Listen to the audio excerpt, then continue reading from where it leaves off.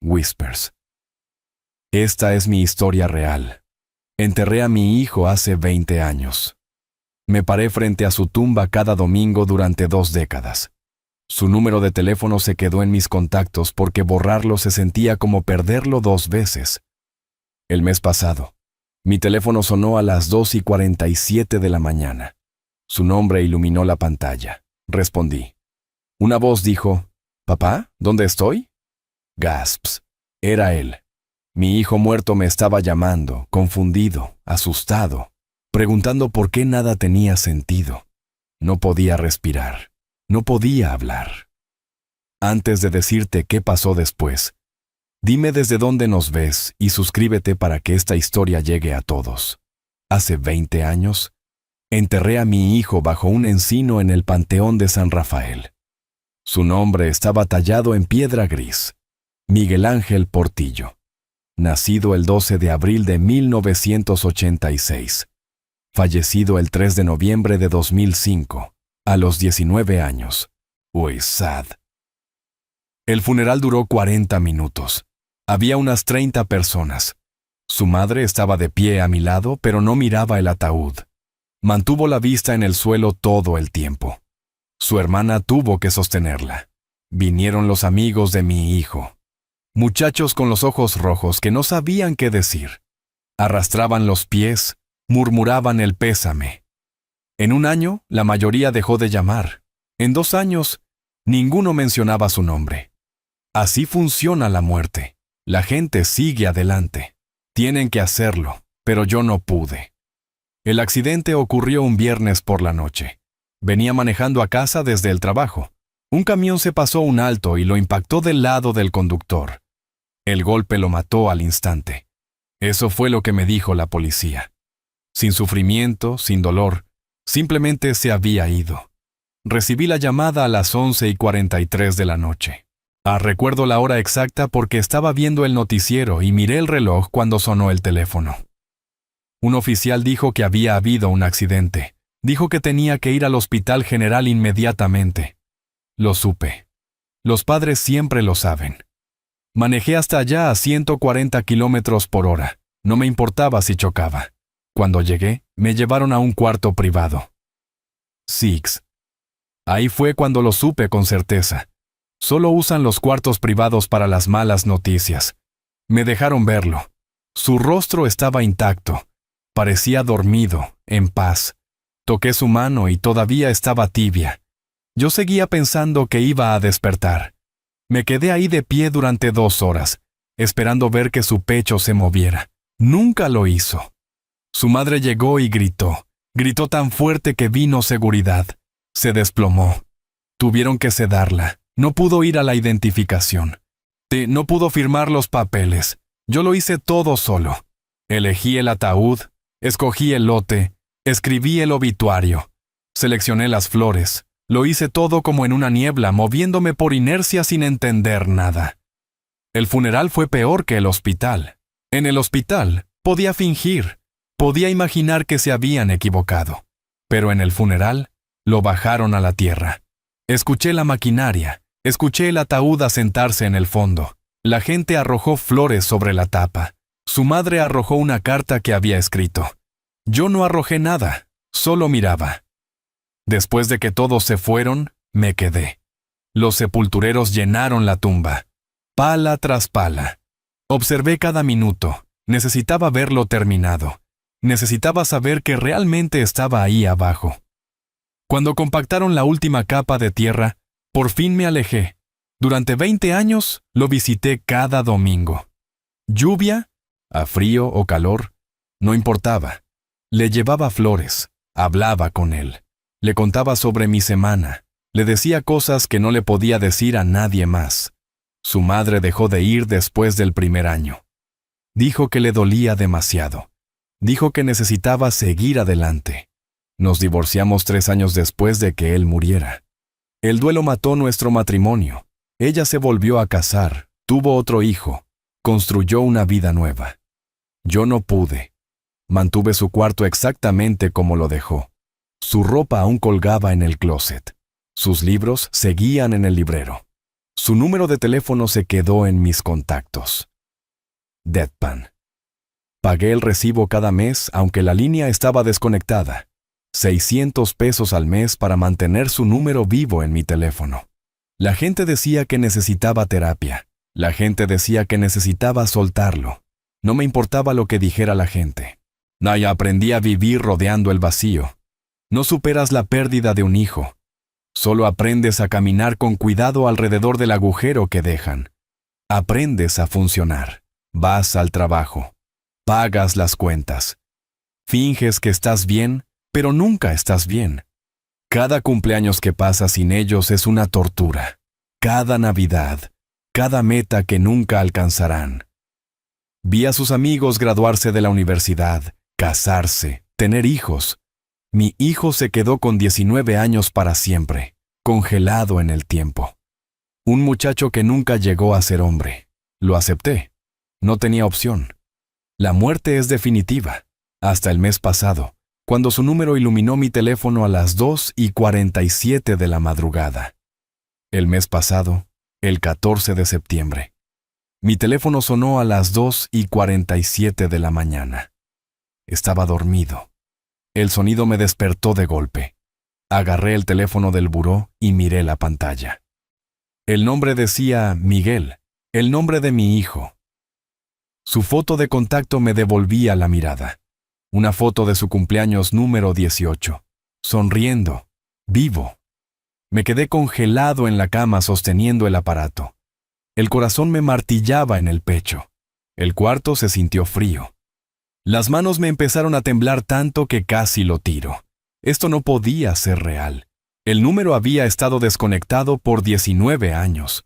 Lo guardaba en mis contactos, pero no servía. Había intentado marcarle cientos de veces a lo largo de los años. Siempre mandaba una grabación diciendo que el número ya no estaba en servicio. Pero ahora me estaba llamando a mí.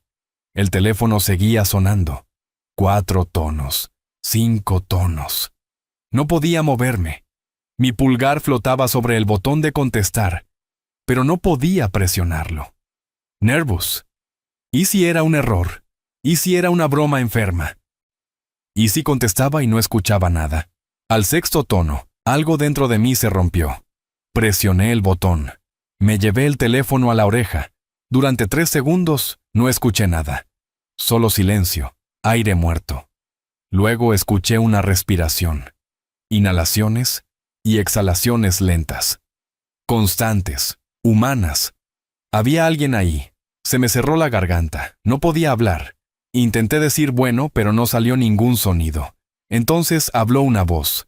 Papá, una sola palabra, bajita, confundida, asustada. La voz de mi hijo. Conozco la voz de mi hijo. La escuché todos los días durante 19 años. La escuché en mis sueños los 20 años siguientes. Era él. No era una grabación, no era un recuerdo. Era él. Realmente era él, hablándome a través del teléfono. La vista se me nubló. Las lágrimas me escurrieron por la cara. Seguía sin poder hablar. Mi cuerpo no respondía. «Papá, ¿Uy, estás ahí?», dijo de nuevo. Se le quebró la voz. Sonaba desesperado, perdido. Forcé el aire hacia mis pulmones. Forcé las palabras a salir de mi garganta. Whispers. «Miguel», susurré. Mi voz no sonaba como la mía. Silencio del otro lado. Un largo silencio. Luego. «Sí, soy yo. ¿Dónde estoy?». Su pregunta no tenía sentido. ¿Dónde estaba? ¿Qué clase de pregunta era esa? «¿A qué te refieres?», me pregunté. Me temblaba la voz. «¿Desde dónde me estás llamando?». Más silencio. Lo escuché respirar más rápido ahora. Una respiración llena de pánico. «No lo sé», dijo. «No sé dónde estoy. Nada tiene sentido. Papá, algo está mal. Todo se siente mal». Me levanté de la cama. Prendí la luz. Necesitaba pensar con claridad, pero mi cerebro no estaba funcionando. Mi hijo estaba muerto. Yo lo había enterrado. Yo había visto cómo lo metían en la tierra. Esto no podía estar pasando. «¿Miguel? ¿Qué está pasando?», pregunté. «¿Dónde has estado?». No sabía qué más decir. ¿Qué le preguntas a alguien que lleva 20 años muerto? Hizo un sonido parecido a un sollozo. No lo sé, dijo. Recuerdo el accidente. Recuerdo el camión golpeándome. Recuerdo morir. Lo sentí, papá. Me morí. Pero luego desperté y todo era distinto. Me veo distinto. Me siento distinto. Estoy en un lugar que no reconozco. Y la gente pasa caminando a mi lado como si yo ni siquiera estuviera aquí. He estado tratando de entender qué pasó, pero nada tiene sentido. Encontré un teléfono. Tu número fue el único que recordé. Las piernas me fallaron. Me senté de golpe en la orilla de la cama. Mi hijo recordaba haber muerto. Sabía que había muerto, pero estaba hablando conmigo. ¿Cómo estaba hablando conmigo? ¿Estás lastimado? Lo pregunté. Pregunta estúpida. Está muerto, pero me está llamando. Nada tenía sentido. No, dijo. No estoy lastimado, pero tengo miedo. No entiendo qué está pasando. ¿Puedes venir por mí, por favor? La voz se le quebró en la palabra, por favor. Sad. Sonaba como un niño chiquito otra vez, perdido y asustado, necesitando a su padre. Dime dónde estás, le dije. Dame una dirección. Voy para allá ahora mismo. No me sé la dirección, dijo. Estoy en un edificio, está oscuro, hay departamentos. Voy a intentar buscar algo que tenga una dirección escrita. Escuché movimiento a través del teléfono, pasos, una puerta abriéndose, y entonces la línea se cortó. Así nada más. Se fue. Aparté el teléfono de mi oreja y me quedé mirándolo. El temporizador de la llamada marcaba 9 minutos y 43 segundos. Volví a marcar de inmediato. Sonó la grabación. El número que usted marcó ya no se encuentra en servicio. Intenté otra vez. El mismo mensaje. Intenté 15 veces más. El mismo mensaje cada vez. Mi hijo muerto acababa de llamarme pidiendo ayuda, y luego se había desvanecido. No dormí el resto de esa noche. Me quedé sentado en la cama mirando el teléfono hasta que salió el sol. Repasaba la llamada en mi cabeza una y otra vez, su voz, la forma en que dijo, papá. El miedo en su tono, la confusión. No era una grabación. Las grabaciones no dudan. Las grabaciones no hacen preguntas. Las grabaciones no suenan perdidas. Esta fue una conversación real con una persona real que sabía cosas que solo mi hijo sabría. Sabía lo del accidente. Se sabía mi número. Sabía quién era yo. Pero mi hijo estaba muerto. Yo vi su cuerpo. Toqué su mano fría en el hospital. Vi cómo cerraban el ataúd. No vi cómo lo enterraban a 2 metros bajo tierra. A las 6:30 de la mañana, manejé al panteón. Necesitaba ver la tumba. Necesitaba pruebas de que seguía ahí. La mañana estaba fría y gris. La niebla flotaba baja sobre las lápidas. Me estacioné y caminé hasta el encino. Su tumba se veía exactamente igual que siempre. La piedra gris, las flores frescas de mi visita 3 días antes. La tierra estaba firme y sin alteraciones. Nadie lo había desenterrado. Nadie había tocado la tierra. Me arrodillé y puse la mano sobre el pasto. Estaba frío y húmedo por el rocío. Whispers. Miguel, susurré. ¿Estás ahí abajo? Pregunta estúpida. Por supuesto que estaba ahí abajo. Yo mismo lo enterré. Pero entonces, ¿quién me llamó? Me quedé en la tumba durante 1 hora. No recé. No soy religioso. Solo me quedé ahí sentado tratando de encontrarle sentido a lo que había pasado. Tal vez lo soñé. Tal vez el duelo por fin había quebrado mi mente después de 20 años. Tal vez me estaba volviendo loco. Pero cuando revisé mi teléfono, la llamada estaba ahí en mi historial. El nombre de Miguel, 2:47 de la mañana. 9 minutos y 43 segundos. No era un sueño, no era una alucinación. Era real. Le tomé una captura de pantalla al registro de llamadas. Necesitaba evidencia. Necesitaba pruebas de que no estaba perdiendo la razón. Luego manejé a casa y esperé. No sabía qué más hacer. Pasaron 3 días. Nada. Ni llamadas ni mensajes. Apenas comí. Apenas dormí. Mantuve el teléfono en la mano cada segundo. Me daba miedo meterme a bañar porque podía perderme una llamada. Me daba miedo salir de la casa. Mi vecino tocó a la puerta para preguntar si estaba bien. No le contesté. Solo me quedé sentado en la sala mirando el teléfono, deseando con todas mis fuerzas que sonara. Al cuarto día, a las 3:15 de la madrugada, volvió a sonar. Su nombre, su foto. Contesté antes de que terminara el primer tono. «Miguel», dije de inmediato. «¿Papá?» Se escuchó su voz. Sonaba peor que antes, cansado, desesperado. Encontré algo, encontré una dirección. El corazón me dio un vuelco. ¿Dónde? Agarré una pluma y un papel de la mesa de centro. ¿Cuál es la dirección? La leyó despacio. Avenida de los Ríos 4247, Departamento 8, Zacatlán, Puebla. La anoté. Me temblaba tanto la mano que apenas podía leer mi propia letra. Eso está a 2 estados de distancia, le dije. ¿Qué estás haciendo allá? Hizo un sonido entre una risa y un sollozo. No lo sé, dijo. No sé cómo llegué aquí. No sé por qué estoy aquí. Pero papá, algo está muy mal. Hoy salí a la calle y la gente me miraba como si fuera transparente. Una mujer chocó conmigo. Literalmente me atravesó como si yo no fuera sólido. Creo que estoy muerto. Creo que soy un fantasma o algo así. No eres un fantasma, le dije. No sabía si eso era cierto, pero se lo dije de todas formas. Estás hablando conmigo. Los fantasmas no pueden usar teléfonos. Se rió, pero sonó roto. ¿Entonces qué soy?, preguntó. Me miro en los espejos y veo a alguien mayor. Veo una cara que es casi la mía, pero no del todo. Estoy tan confundido. Estoy tan cansado. ¿Puedes por favor venir por mí? Ya no quiero estar aquí. Se me hizo un nudo en la garganta. Voy para allá, le dije. Quédate donde estás. Salgo en este momento. Llego en 8 horas. ¿Puedes esperar 8 horas? Silencio. Six. Lo intentaré. Papá, tengo miedo. Esas 3 palabras me destruyeron. Lo sé, le dije. Yo también tengo miedo. Pero voy para allá. Te lo prometo. La línea se volvió a cortar. Ni siquiera intenté devolver la llamada. Sabía que no iba a funcionar. En lugar de eso, me levanté y empecé a empacar. Aventé ropa en una maleta. Agarré mi cartera y las llaves.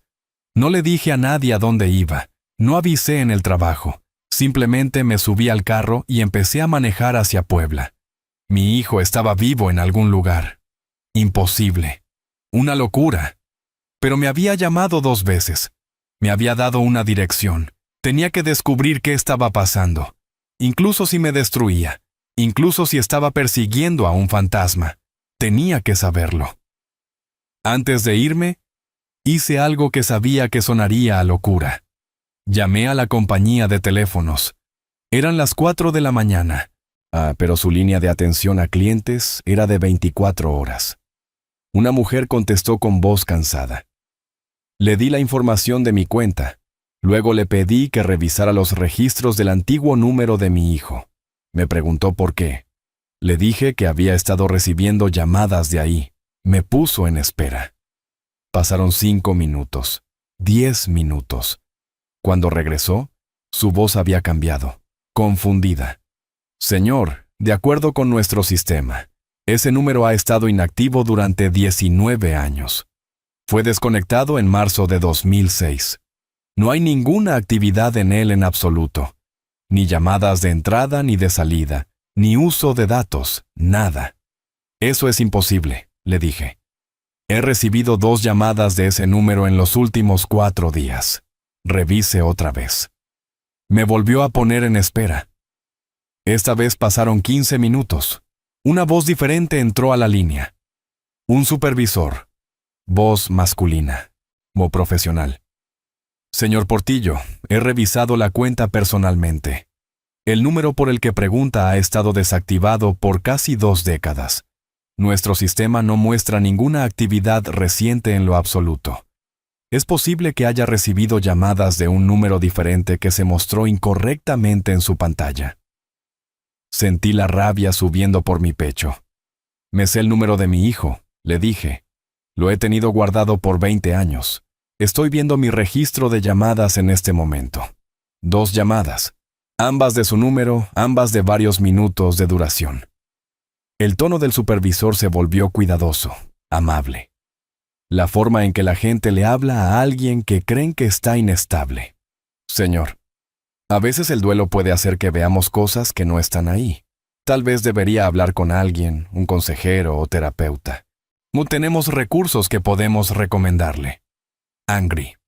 Le colgué. No necesitaba un terapeuta. Necesitaba respuestas. Tomé más capturas de pantalla de mi registro de llamadas.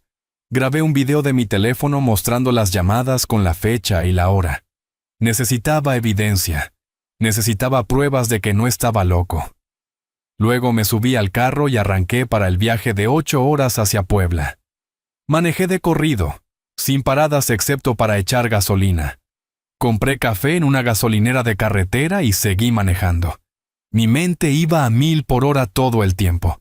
¿Qué encontraría en esa dirección? ¿Estaría Miguel ahí? ¿Estaría abandonado? ¿No habría nada en absoluto?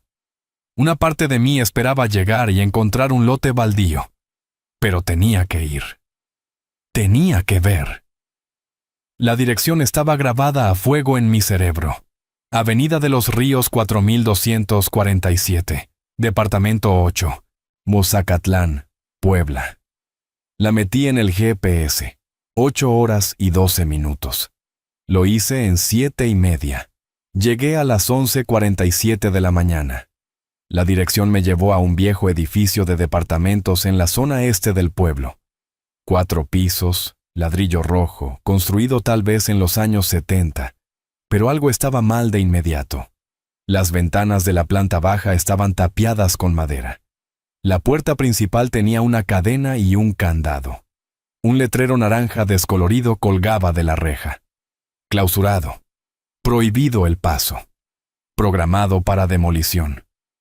El estómago se me cayó al piso.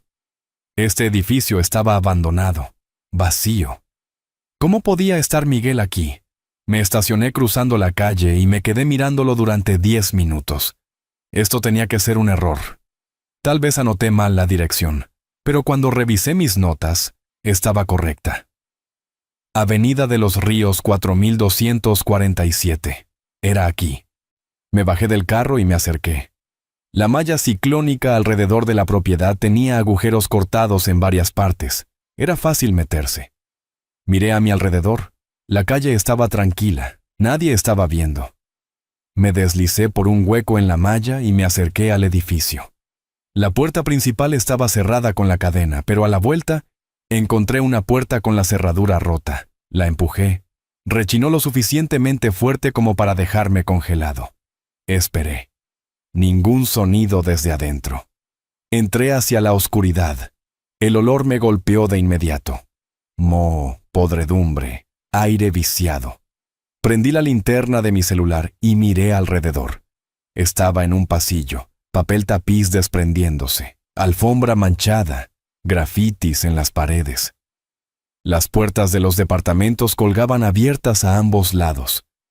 Caminé despacio por el pasillo, revisando los números. Departamento 1, Departamento 2, todos vacíos. Basura en los pisos, muebles rotos, evidencia de paracaidistas y drogadictos. Este lugar había estado abandonado por años, tal vez una década. Llegué a las escaleras y subí al segundo piso. Más de lo mismo. Decadencia, vacío, silencio. Revisé cada departamento. Nada. Ni rastro de que alguien hubiera estado aquí recientemente. Subí al tercer piso. Me temblaban las manos. El corazón me latía con fuerza. Y entonces encontré el departamento 8. El departamento 8 estaba al final del pasillo del tercer piso. A diferencia de todas las demás puertas del edificio, esta estaba cerrada, completamente cerrada, sin daños. El número 8 colgaba derecho en la puerta, de un metal cobrizo que se veía pulido, limpio. Me quedé parado frente a ella durante 1 minuto entero. Todos mis instintos me decían que me fuera, que corriera, pero había venido aquí por respuestas. Estiré la mano y giré la perilla. No tenía seguro. La puerta se abrió suavemente. en silencio, sin rechinar. La empujé y entré. Gasps. Entonces dejé de respirar. El departamento estaba perfecto, completamente perfecto. Mientras que todas las demás unidades en el edificio estaban destruidas y pudriéndose, esta se veía como si alguien viviera ahí. Las paredes estaban pintadas de un azul suave, limpias, sin pintura descarapelada, sin marcas de humedad. La alfombra era beige e inmaculada. Podía ver las marcas de la aspiradora en ella, marcas frescas. El aire no olía a moho, olía a jabón y a café. Caminé más hacia adentro y sentí las piernas débiles. La sala tenía muebles, un sillón café, una mesa de centro, una televisión sobre un mueble, y a todo ordenado y acomodado, como un departamento normal, como el hogar de alguien. En las paredes había fotografías. Me acerqué y la vista se me nubló. Eran fotos de mi familia. Yo, mi esposa y Miguel. Fotos de cuando era niño, su primer día en el kinder, su fiesta de cumpleaños número 10, la mañana de Navidad cuando tenía 12, una foto de su graduación de la prepa. Yo tenía copias de estas exactas fotografías en mi casa. ¿Cómo estaban aquí? ¿Quién las puso aquí? Toqué el marco con dedos temblorosos. El vidrio estaba limpio, sin polvo. Las habían colgado recientemente. Me moví hacia la siguiente pared. Más fotos. Pero estas eran diferentes. Estas mostraban a Miguel mayor, en sus 20, en sus 30. Fotos que nunca existieron. Fotos que no podían existir porque él murió a los 19. En una foto, Bon estaba de pie frente a un edificio de universidad, usando una toga de graduación. En otra, estaba sentado en un restaurante con amigos que yo no reconocía. Otra lo mostraba de pie frente a este exacto edificio de departamentos, sonriendo, vivo, viéndose como de unos 35 años. Saqué mi teléfono y le tomé fotos a todo. Me temblaban tanto las manos que las fotos salían borrosas. Tuve que apoyarme contra la pared. Esto no era posible. Nada de esto era posible. Caminé hacia la cocina, platos limpios en el escurridor, una taza de café en la barra con líquido café aún en el fondo. La toqué, todavía ligeramente tibia. Abrí el refrigerador. Había comida adentro, leche, huevos, sobras en recipientes. Revisé la fecha de la leche. Caducaba en 5 días. Fresca, reciente. Alguien estaba viviendo aquí. Alguien estaba comiendo aquí en un edificio clausurado y programado para demolición. Cerré el refrigerador y vi una nota sujeta a la puerta con un imán. Mi corazón se detuvo. La nota estaba escrita a mano en una hoja de libreta. Reconocí la letra inmediatamente. La letra de Miguel. Los mismos garabatos desordenados que tenía desde la secundaria. Quité la nota del refri y la leí. Papá, si estás leyendo esto, no sé qué me está pasando. Desperté aquí hace 3 semanas sin recordar cómo llegué. Tengo una identificación que dice que me llamo Marcos Puente. Tengo 38 años. Trabajo en una fábrica. Tengo un departamento y una vida que no recuerdo haber vivido. Pero no es mi vida. Recuerdo ser Miguel. Te recuerdo a ti. Recuerdo a mamá. Recuerdo haber muerto en ese accidente. Sentí el golpe. Sentí que todo se detuvo. Luego desperté aquí como alguien más. Pasaron 20 años, pero no recuerdo nada de eso. La gente de aquí me conoce como Marcos. Me conocen desde hace años, pero yo no soy Marcos. Soy Miguel, tu hijo. Creo que se supone que debería estar muerto. Creo que algo salió mal. Yo no pertenezco aquí. Por favor, ayúdame a descubrir qué pasó. Leí la nota 3 veces. La vista se me nublaba constantemente por las lágrimas. La doblé con cuidado y me la guardé en la bolsa. Luego caminé hacia la recámara. La puerta estaba medio abierta. La empujé por completo y miré adentro. Una cama perfectamente tendida, una cómoda con más fotos encima, un closet con ropa colgada, ropa de hombre, talla grande. Miguel usaba talla grande. Sobre el buró había una cartera y un juego de llaves. Levanté la cartera y la abrí. Adentro había una licencia de conducir. La foto mostraba a un hombre que se veía como una versión mayor de mi hijo. Los mismos ojos, la misma nariz, la misma pequeña cicatriz en la barbilla de cuando se cayó de la bici a los 7 años. Pero el nombre en la licencia decía Marcos Antonio Puente. Fecha de nacimiento, 12 de abril de 1986. El mismo cumpleaños de Miguel. Dirección, Avenida de los Ríos 4247. Departamento 8, Zacatlán, Puebla. Me senté en la cama porque las piernas ya no me sostenían. Mi hijo murió hace 20 años. Yo lo enterré. Pero de acuerdo con esta licencia, había estado viviendo aquí bajo un nombre diferente, viviendo una vida que no recordaba. ¿Cómo era eso posible? Saqué mi teléfono para llamar a la policía. Luego me detuve. ¿Qué les iba a decir? ¿Mi hijo muerto está vivo pero no recuerda estar vivo? Pensarían que estaba loco. Guardé el teléfono. Tun necesitaba más respuestas primero. Necesitaba entender qué había pasado antes de involucrar a alguien más. Me quedé en ese departamento durante 2 horas revisando todo. Encontré recibos a nombre de Marcos Puente que se remontaban a 5 años atrás. Recibos de luz, de agua, recibos de nómina de manufacturas de la sierra, todos mostrando pagos regulares, una vida normal. En un cajón encontré un contrato de renta firmado hace 3 años. La firma de Marcos Puente, pero se veía casi idéntica a como Miguel solía firmar. En otro cajón encontré expedientes médicos, visitas al hospital, recetas, un archivo de un neurólogo. Me senté en el sillón y leí cada página. Los expedientes médicos contaban una historia imposible. Según los documentos, Marcos Puente había sido ingresado al Hospital General el 3 de noviembre de 2005. El mismo hospital donde murió mi hijo. La misma fecha, la misma noche. Había estado en un accidente automovilológico severo, múltiples heridas, traumatismo cráneoencefálico. Estuvo en coma durante 6 días. Cuando despertó, tenía amnesia total. 0 recuerdos de su vida antes del accidente. 0 recuerdos de su identidad. No se encontró ninguna identificación en el lugar.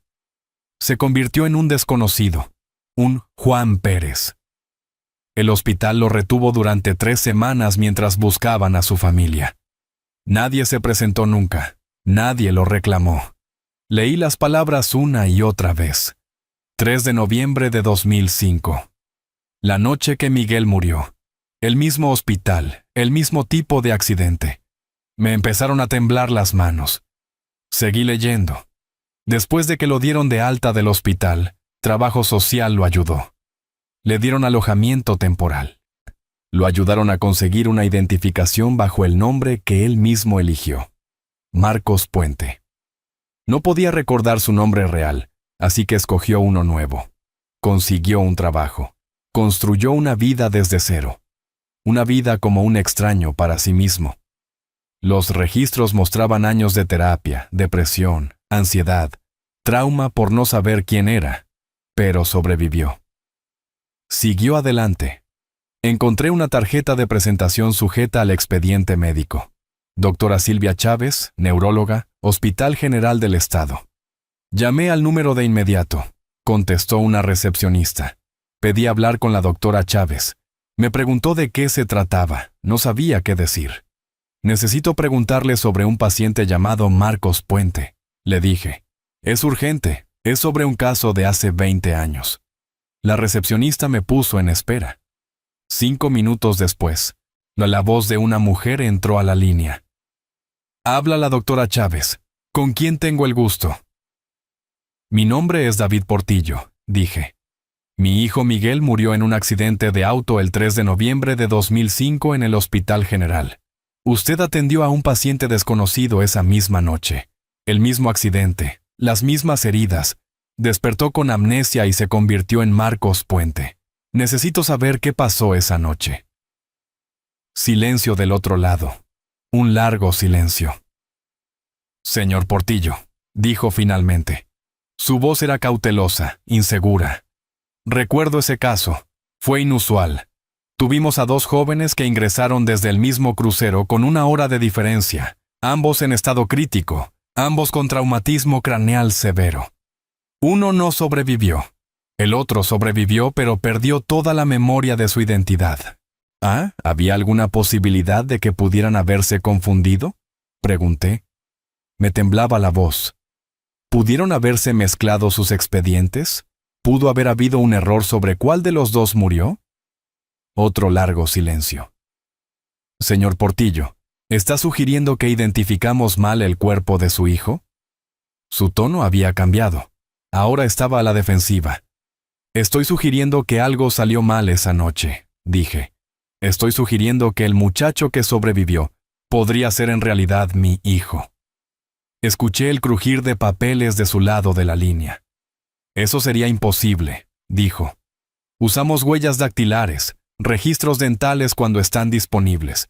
No cometemos ese tipo de errores. Pero no tenían las huellas dactilares del paciente desconocido, ¿verdad?, le dije.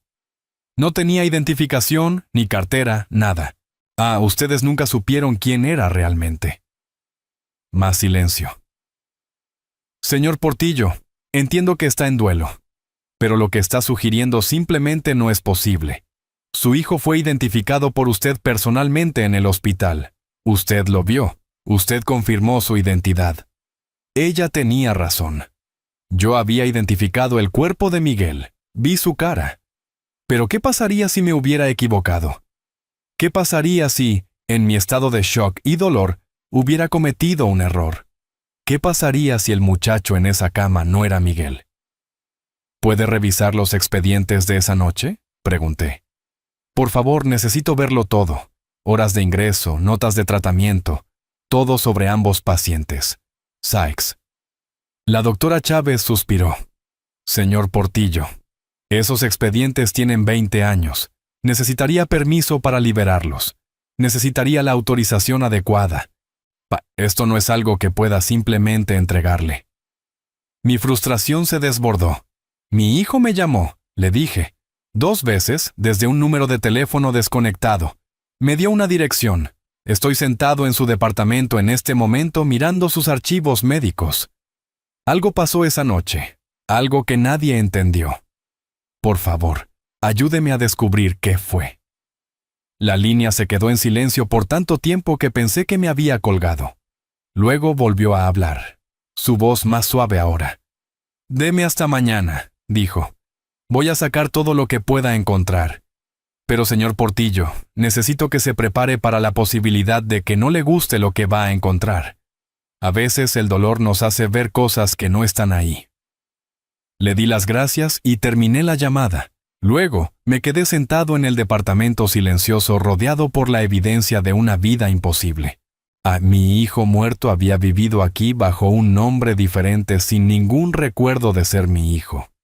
Y de alguna manera, hace 3 semanas, empezó a recordar. Pasé la noche en ese departamento. No me podía ir. Me quedé sentado en el sillón esperando a que Miguel entrara por la puerta, esperando a que sonara el teléfono. Ninguna de las 2 cosas pasó. En algún momento, me quedé dormido.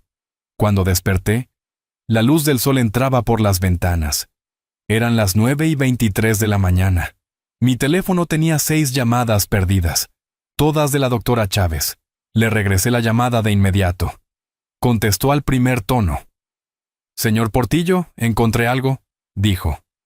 Su voz sonaba diferente, alterada. ¿Puede venir al hospital? Necesito mostrárselo en persona.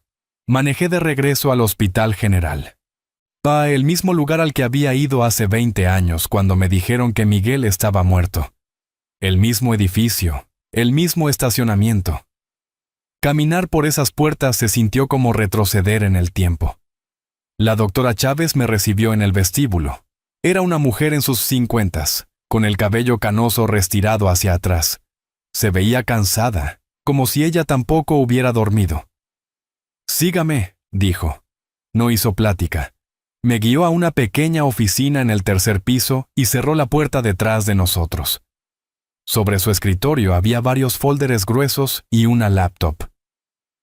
Pasé toda la noche revisando los archivos, dijo. Se sentó y me hizo una seña para que me sentara frente a ella. Lo que encontré no tiene sentido, pero necesita verlo. Abrió el primer folder y extendió unos papeles sobre el escritorio. El 3 de noviembre de 2005. Ya 2 pacientes fueron ingresados a este hospital por accidentes automovilísticos en el mismo crucero. El paciente A llegó a las 11:52 de la noche. Estado crítico, traumatismo craneal masivo, múltiples lesiones internas. Fue declarado muerto a las 12:17 de la mañana del 4 de noviembre. Usted identificó a este paciente como su hijo, Miguel Portillo. Deslizó un documento hacia mí. Un acta de defunción. Miguel Ángel Portillo. Ya había visto esto antes. Tenía una copia en casa, en una caja que no me atrevía a abrir. El paciente B llegó a las 11:58 de la noche. Continuó la doctora Chávez. 6 minutos después del paciente A, también en estado crítico, también con traumatismo craneal severo, pero estaba lo suficientemente estable para cirugía. Lo operamos durante 7 horas. Sobrevivió, pero cayó en coma. Cuando despertó 6 días después, tenía amnesia retrógrada completa. Ningún recuerdo de nada antes del accidente. No se encontró ninguna identificación. Se convirtió en nuestro paciente desconocido. Abrió otro folder. Expedientes médicos, fotos. Este es Marcos Puente, el desconocido que sobrevivió. Giró su laptop hacia mí y abrió un archivo. 2 fotos lado a lado aparecieron en la pantalla. A la izquierda había una foto de hospital de noviembre de 2005. Un hombre joven en una cama de hospital, vendado, golpeado, inconsciente. A la derecha estaba una foto de licencia de conducir, Marcos Puente, tomada años después, el mismo hombre mayor. Me quedé mirando ambas imágenes, con el aliento atrapado en la garganta. Whispers. Ese es mi hijo, susurré. El rostro de la izquierda se veía como Miguel.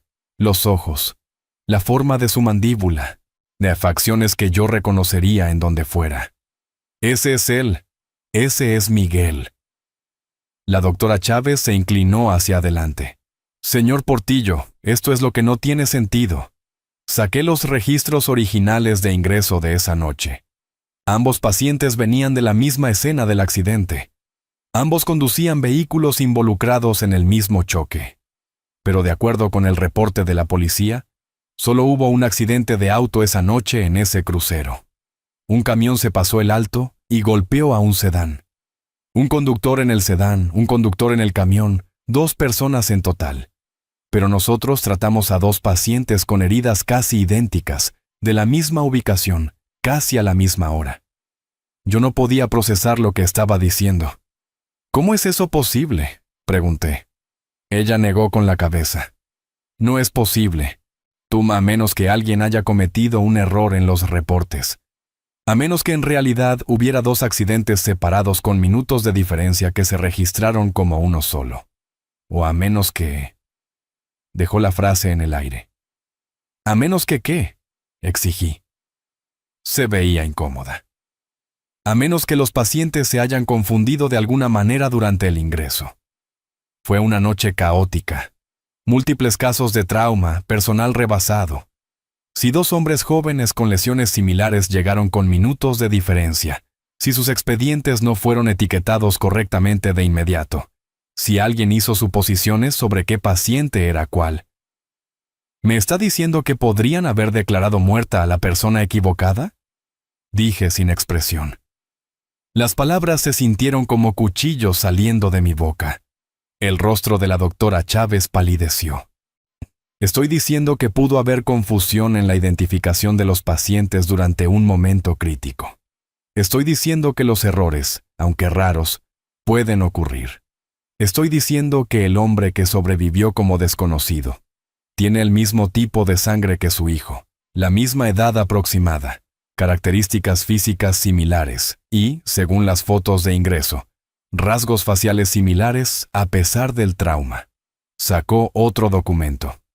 Este es el reporte policial original de esa noche. Enumera solo a una víctima en el sedán. Miguel Ángel Portillo, de 19 años. Pero también señala que se encontró una identificación en la escena, en el vehículo. Yo identifiqué su cuerpo, dije. Mi voz sonaba hueca. Yo lo vi. Toqué su mano. La doctora Chávez asintió lentamente. Usted identificó un cuerpo que tenía trauma facial severo. Mon, en un momento de extrema angustia emocional en medio de la noche, después de que le dijeran que su hijo estaba muerto. Señor Portillo, el cerebro humano bajo ese tipo de estrés no siempre ve con claridad. Y no siempre cuestionamos lo que nos dicen cuando confirma nuestros peores miedos. Me puse de pie. El cuarto se sentía demasiado pequeño, demasiado caluroso. Entonces, ¿me está diciendo que enterré a la persona equivocada? ¿Que no he estado visitando la tumba equivocada por 20 años? ¿Que mi hijo ha estado vivo todo este tiempo y yo no lo sabía? La doctora Chávez también se puso de pie. Le estoy diciendo que hay irregularidades en los registros que justifican una investigación. Le estoy diciendo que Marcos Puente podría necesitar una prueba de ADN. Le estoy diciendo que lo que pasó esa noche podría no ser tan claro como todos pensaban. Ya me entregó un pedazo de papel con una dirección escrita. Aquí es donde trabaja Marcos Puente. Manufacturas de la Sierra, tercer turno. Debería estar ahí esta noche a partir de las 11 de la noche. Pero señor Portillo, necesita estar preparado. Si este hombre es su hijo, él no recuerda ser su hijo. Ha vivido toda una vida adulta como alguien más. Acercarse a él podría ser traumático para ambos. Tomé el papel. Tenía las manos entumecidas. Si hay siquiera una posibilidad de que sea Miguel, tengo que verlo, dije. Tengo que saberlo. La doctora Chávez asintió. Lo entiendo. He conseguido un kit para prueba de ADN. Si puede obtener una muestra, un hisopo en la mejilla, o incluso un cabello con la raíz pegada, podemos cotejarlo con su ADN. Lo sabremos con certeza en 48 horas. Me entregó una pequeña bolsa de plástico con un hisopo estéril adentro. Me lo guardé en la bolsa. Una cosa más, dijo mientras me daba la vuelta para salir. Si este es su hijo, si Marcos Puente es en realidad Miguel Portillo, necesita entender que él no es la misma persona que usted perdió. 20 años de vivir como alguien más cambian a una persona. Incluso si el ADN coincide, el muchacho que usted conoció ya no está. Fui a Manufacturas de la Sierra esa noche a las 10:45 de la noche. La fábrica estaba a las afueras del pueblo, rodeada de terrenos baldíos. Una gran nave de metal con tráileres estacionados afuera. Luces brillantes iluminaban el estacionamiento. Me quedé sentado en mi carro viendo a los trabajadores llegar para el turno de la noche. Hombres en pantalones de mezclilla y botas de trabajo cargando sus loncheras. Yo no sabía cómo se veía Marcos Puente ahora. Solo tenía la foto de la licencia de conducir y las fotos del departamento. ¿Lo reconocería? ¿Vería a mi hijo en el rostro de un extraño? A las 10:52 de la noche, un Honda plateado entró al lote y se estacionó a 3 lugares de mí. Se bajó un hombre, alto, de tal vez 1,85, usando pantalones de mezclilla y una chamarra café. Agarró una mochila del asiento del copiloto y empezó a caminar hacia la entrada de la fábrica. No pude ver su cara con claridad en la oscuridad. Pero algo en la forma en que se movía hizo que se me apretara el pecho. El caminar, el ligero encorvamiento de sus hombros. Miguel solía caminar exactamente así. Me bajé de mi carro y lo seguí a distancia. Llegó a la entrada y se paró bajo las luces brillantes sobre la puerta. Dejé de caminar. Las piernas no se me movían. Podía verlo claramente ahora. Su cara estaba más viejo, a líneas alrededor de los ojos, la mandíbula más pesada. Pero era la cara de Miguel, 20 años más viejo. Exactamente como se vería si hubiera vivido. La misma nariz, la misma forma de su boca, incluso la forma en que se pasó la mano por el pelo antes de abrir la puerta. Miguel hizo ese mismo gesto 1000 veces. Lo vi desaparecer dentro del edificio. Crying. Luego me quedé en el estacionamiento llorando. No lágrimas silenciosas, sino sollozos fuertes que no podía controlar. Mi hijo estaba vivo. Tenía 38 años y estaba vivo, y trabajando el turno de noche en una fábrica. Esperé en mi carro durante 3 horas tratando de decidir qué hacer. No podía simplemente acercarme a él. ¿Qué le iba a decir? Hola, soy tu padre. Te moriste hace 20 años, pero en realidad estás vivo, solo que no te acuerdas. Pensaría que estaba loco. Llamaría a seguridad. Necesitaba pruebas primero. Necesitaba la prueba de ADN. A las 2:15 de la mañana, los trabajadores empezaron a salir para su descanso. Grupos de hombres fumando cigarros y tomando café de sus termos. Entonces lo vi. Marcos, Miguel, salió solo y caminó hasta el extremo más lejano del estacionamiento, lejos de los demás. Se recargó contra la malla y se quedó mirando el cielo. Me bajé de mi carro y caminé hacia él. El corazón me martillaba tan fuerte que pensé que me iba a desmayar. Cada paso se sentía imposible. Cuando estaba a unos 6 metros de distancia, me notó. Se giró y me miró directamente. Nuestros ojos se encontraron. Durante 3 segundos, solo nos quedamos mirando el uno al otro. Vi la confusión cruzar por su rostro. Luego algo más. Reconocimiento, tal vez, o una familiaridad que no podía explicar. ¿Le puedo ayudar en algo?, preguntó. Su voz. La voz de Miguel, pero más profunda, más rasposa por los años de vida. Abrí la boca, pero no salieron palabras. ¿Se siente bien?, preguntó. Dio un paso hacia mí, con preocupación en el rostro. Se ve como si hubiera visto un fantasma. La ironía de esas palabras casi me quiebra. Lo siento, logré decir. Es que te pareces a alguien que yo conocía. Estudió mi rostro con más cuidado ahora. Su expresión cambió, insegura, perturbada. Qué raro, dijo lentamente. Usted también se me hace conocido. ¿Nos hemos visto antes? Negué con la cabeza. No lo creo. No soy de por aquí. Pero me acerqué más. Lo suficiente para ver la cicatriz en su barbilla. La pequeña cicatriz del accidente de bici cuando tenía 7 años. Estaba ahí, desvanecida pero visible. ¿Cómo te llamas?, pregunté. Marcos, dijo. Luego dudó. Marcos Puente. ¿Usted? Casi digo David. Casi le digo la verdad, pero me detuve. Juan, mentí. Juan Villanueva. Asintió, pero se me quedó viendo como si estuviera tratando de resolver un rompecabezas. Esto va a sonar a locura, dijo. Pero siento que lo conozco, como si ya lo hubiera visto antes, tal vez en un sueño o algo así. Se me cerró la garganta. Tal vez, susurré. Se rió nerviosamente. Perdón. Sé que eso suena de locos. He tenido sueños raros últimamente. Unos muy vívidos sobre una vida que no recuerdo haber vivido. ¿Qué clase de sueños?, pregunté. Se vio incómodo. Es una tontería. Solo estrés, probablemente. Mi terapeuta dice que es mi cerebro tratando de llenar los huecos de mi amnesia. Estuve en un accidente hace mucho tiempo. Perdí todos mis recuerdos de antes de eso. A veces mi mente inventa historias para explicar las piezas que faltan. Se frotó la cara con cansancio.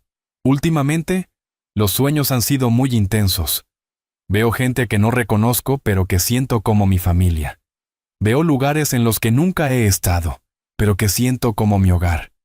Y hay un hombre que aparece constantemente.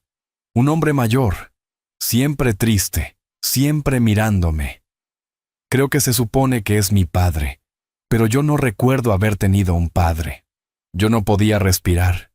Estaba soñando conmigo. ¿Cómo es él?, pregunté. En los sueños, el padre. Marcos me miró durante un largo momento. Entrecerró los ojos ligeramente. Como usted, dijo en voz baja. Se ve exactamente como usted. El aire entre nosotros se sintió eléctrico, pesado. Dio otro paso más cerca. ¿Quién es usted en realidad?, preguntó. ¿Por qué siento que lo conozco? Quería contarle todo. Quería agarrarlo y nunca soltarlo, pero me obligué a mantener la calma. Yo perdí a alguien hace mucho tiempo, le dije. Alguien que se parecía a ti. Creí verlo en tu cara. Perdón por molestarte. Me di la vuelta para irme. Tenía que irme antes de derrumbarme por completo. «Espere», gritó Marcos. Me detuve. «¿Cómo se llamaba? La persona que perdió». Volté a verlo, a su cara. La cara de mi hijo. «Miguel», dije. Su nombre era Miguel. Marcos se quedó completamente inmóvil. Su expresión cambió. Sorpresa, miedo, algo más que no pude identificar. Whispers. «Eso es imposible», susurró. ¿Cómo supo ese nombre? Mi corazón se detuvo. «¿A qué te refieres, Ponma?», pregunté. Se veía alterado ahora, pálido. He estado teniendo estos sueños. En ellos, la gente me llama Miguel, no Marcos. Miguel. Siempre me despierto confundido porque ese no es mi nombre, pero todos en los sueños usan ese nombre como si me perteneciera. Sacó su teléfono con manos temblorosas. Hace 3 semanas me desperté y encontré esto en mi aplicación de notas. No recuerdo haberlo escrito, pero es mi letra. Giró el teléfono hacia mí. En la pantalla había 3 palabras escritas una y otra vez. Soy Miguel, soy Miguel, soy Miguel. Escrito docenas de veces, llenando toda la pantalla. Creí que me estaba volviendo loco, dijo Marcos. Se le quebró la voz. Pensé que la amnesia me estaba volviendo loco, pero usted acaba de decir ese nombre. Un extraño acaba de decir el nombre de mis sueños. ¿Cómo es posible? Saqué el kit de prueba de ADN de mi bolsa. Me temblaban tanto las manos que casi se me cae. Necesito pedirte algo, le dije. Y necesito que confíes en mí, aunque no me conozcas. ¿Me dejarías tomarte una muestra de ADN? Solo un hisopo en la mejilla. No duele. Tomará 10 segundos. Marcos se quedó mirando el kit. Luego a mí. ¿Por qué?, preguntó. ¿Qué está pasando? Lo miré a los ojos de Miguel. Porque creo que eres mi hijo, dije. Creo que eres Miguel, y creo que has estado vivo todo este tiempo. Marcos no se movió durante un largo rato.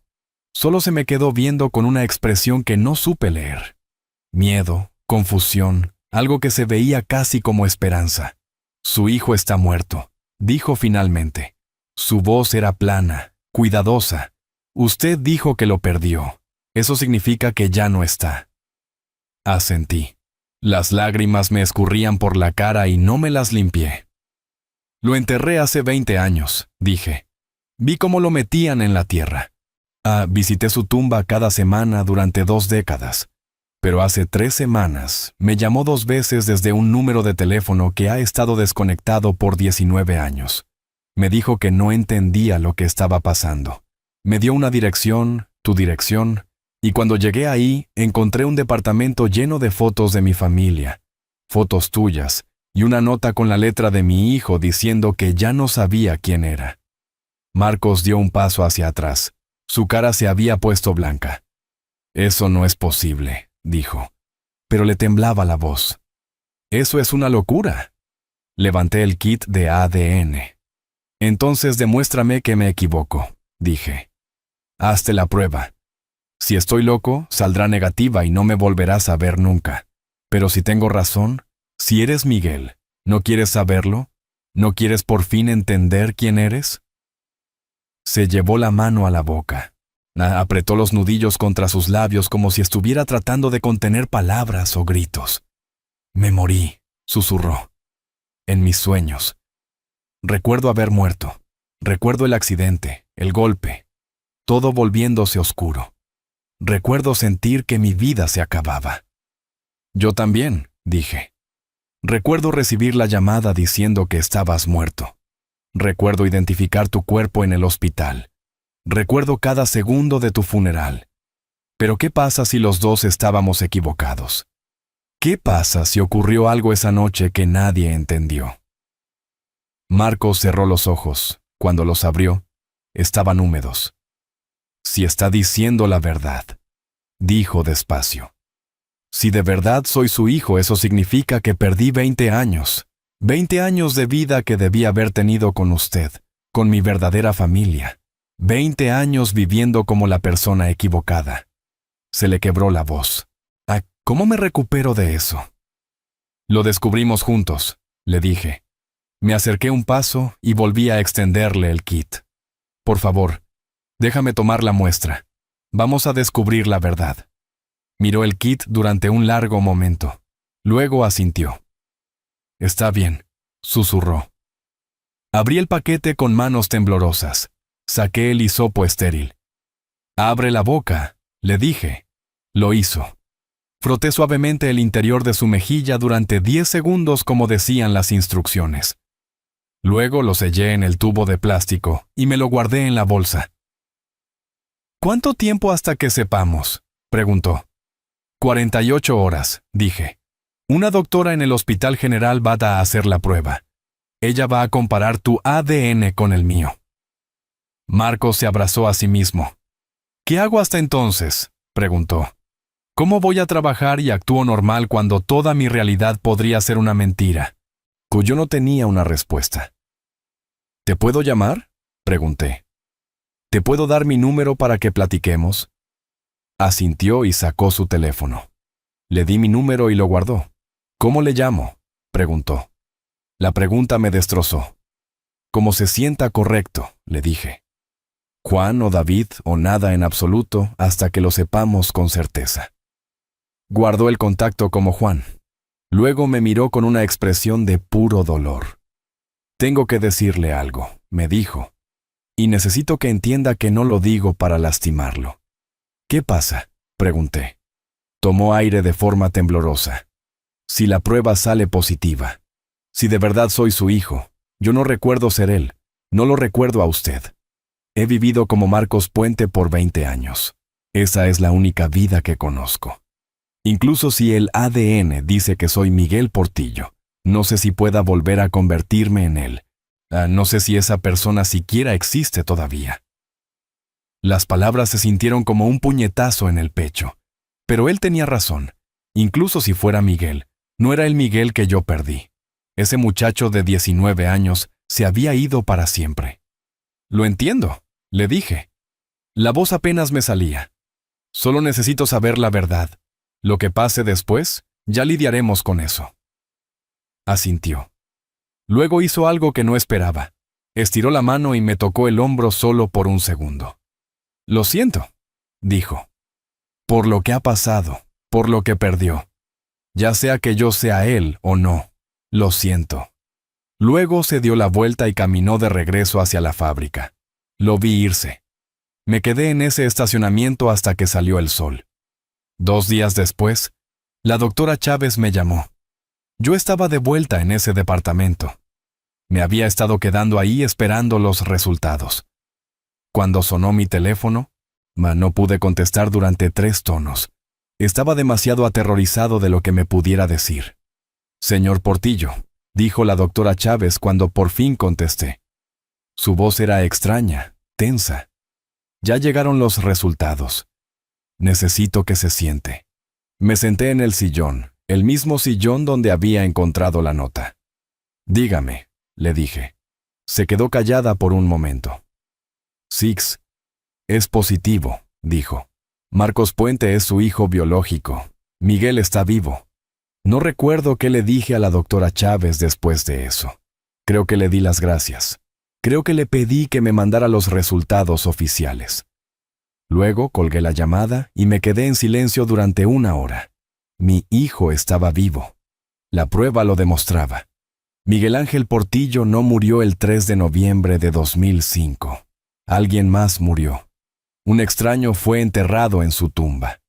Mi hijo había estado viviendo a 2 estados de distancia bajo un nombre diferente durante 20 años. Y yo me lo había perdido todo. Sus 20s, sus 30s, 2 décadas de su vida perdidas. Yo nunca las recuperaría. Él nunca las recuperaría. Llamé a Marcos. Contestó al primer tono. Es positivo, le dije. Mi voz sonaba hueca, vacía. La prueba de ADN. Eres Miguel. Eres mi hijo. Silencio del otro lado. Un silencio largo y terrible. Luego lo escuché llorar. No lágrimas silenciosas, sino sollozos profundos y rotos. No sé qué hacer, dijo entre respiraciones. No sé cómo ser él. No lo recuerdo. Yo también lloré. Nos quedamos en el teléfono llorando juntos durante 10 minutos. Ninguno de los dos hablaba, solo respirábamos y llorábamos, y tratábamos de procesar algo que no se podía procesar. ¿Puedo verte?, pregunté por fin. ¿Podemos vernos en algún lado y platicar? Se quedó callado un momento. ¿Sí?, dijo. Sí, necesito verlo. Necesito tratar de entender esto. Nos vimos en un café 2 horas después. Llegué primero y me senté en una mesa junto a la ventana. Cuando entró, me puse de pie sin pensar. Me vio y se detuvo. Nos miramos fijamente desde el otro lado del restaurante. Luego caminó despacio y se sentó frente a mí. De cerca, a la luz del día, podía ver a Miguel tan claramente en su cara. Pero también podía ver al extraño en el que se había convertido. Las arrugas, el desgaste, la vida vivida sin mí. No sé por dónde empezar, dijo. Su voz estaba áspera de tanto llorar. He pasado toda mi vida adulta sin saber quién era, y ahora lo sé. Pero no se siente real.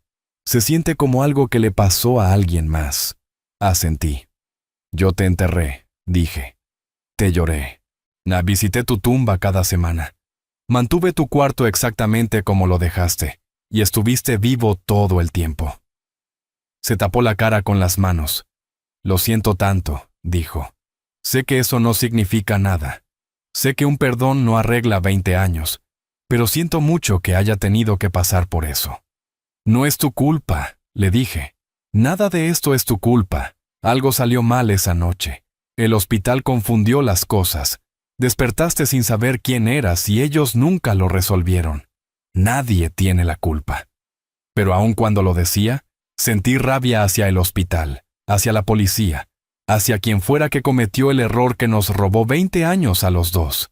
¿Qué hacemos ahora?, preguntó Marcos. ¿Cómo seguimos adelante después de esto? Yo no tenía una respuesta.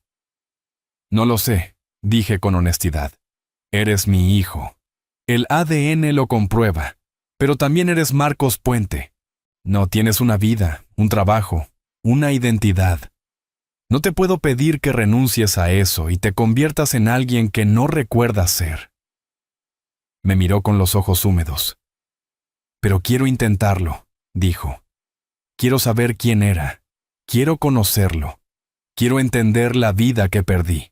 Incluso si nunca puedo recordarla por completo, quiero intentarlo. Esas palabras me dieron algo que no había sentido en 20 años. Esperanza. Entonces nos la llevamos con calma, le dije. Pasamos tiempo juntos, platicamos. Te cuento historias sobre quién eras. Tú me cuentas sobre en quién te has convertido. Vamos resolviendo esto un día a la vez. Extendió la mano sobre la mesa. Le temblaba. La tomé. Su mano era más grande de lo que recordaba, más áspera. Pero cuando la sostuve, sentí algo que pensé que nunca volvería a sentir. La mano de mi hijo y la mía. Nos quedamos en ese café durante 4 horas. Le hablé de su infancia, sus primeras palabras, sus juguetes favoritos, la vez que se rompió el brazo al caerse de un árbol, su graduación, sus sueños de ir a la universidad. Escuchaba cada palabra como si estuviera oyendo una historia sobre un extraño. Tal vez lo era, pero a veces el reconocimiento parpadeaba en sus ojos. Pequeños momentos donde algo que yo decía tocaba un recuerdo enterrado muy en el fondo. Intercambiamos números de teléfono de forma correcta esta vez. No como Juan Villanueva y Marcos Puente, sino como David Portillo y Miguel Portillo, padre e hijo. A lo largo de los siguientes 3 meses, nos vimos cada semana. A veces en el café, a veces en su departamento. Una vez vino a mi casa y vio su antiguo cuarto. Y se quedó de pie en la entrada mirando los pósters en las paredes y los libros en los estantes. Se siente como un museo, dijo en voz baja. Como si estuviera mirando artefactos de la vida de alguien más. Le hablé de su madre, de cómo se había vuelto a casar, de cómo había seguido adelante. Me dijo que todavía no estaba listo para conocerla. Tal vez nunca lo estaría. Algunas heridas eran demasiado profundas. Lo entendí. Contacté al panteón y mandé examinar la tumba. El cuerpo enterrado ahí fue analizado. Pertenecía a un joven de 19 años llamado Cristian Hernández, un muchacho que había huido de su casa, sin familia, sin nadie que lo buscara. Había muerto en el lugar de mi hijo y había sido enterrado bajo el nombre de mi hijo. Hice que sus restos fueran trasladados a una tumba apropiada con su verdadero nombre en la lápida. Las llamadas se detuvieron después de que llegaron los resultados de ADN. El número de Miguel nunca volvió a sonar. Lo que sea que lo haya causado, esa cosa imposible que cruzó a través de 20 años para reunirnos, había terminado. Lo había traído a casa. No de la forma en que lo había imaginado, no como el muchacho que había perdido, sino como el hombre en el que se había convertido. Nunca recuperaríamos el tiempo que habíamos perdido. Nunca tendríamos esos 20 años. Pero teníamos el ahora. Teníamos el mañana. Teníamos una segunda oportunidad que no debería haber existido. Enterré a mi hijo hace 20 años. Lo lloré. Visité su tumba. Pensé que se había ido para siempre. Mischievously. Luego me llamó desde más allá de la muerte y me dijo que solo estaba perdido.